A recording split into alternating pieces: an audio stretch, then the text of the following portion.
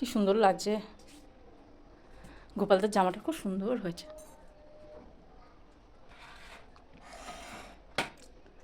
ভোগ দিবি তো এখনো? ফল কি ওই লেবুই? ও আনিস নি না? ঠিক আছে, লেবুই দিয়ে দে। দুটো ফল তো এমনিতেও দেয় না। সুন্দর লাগছে।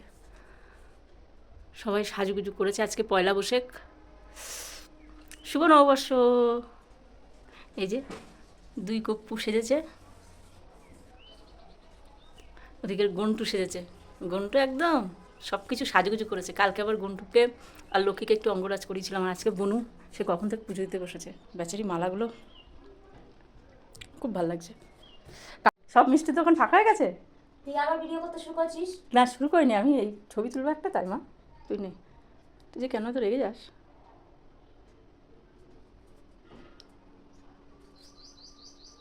যতক্ষণ ভিডিও হবে ততক্ষণ আমার বোনের হাত পা কিছু নড়বে না, স্ট্যাচু হয়ে থাকবে। আর ভিডিও ঘুরে গেলেই সব চালু হয়ে যাবে আবার। যাক, আমি গপুকে একটুখানি কাছ থেকে একটা ছবি তুলে ছেড়ে দিচ্ছি।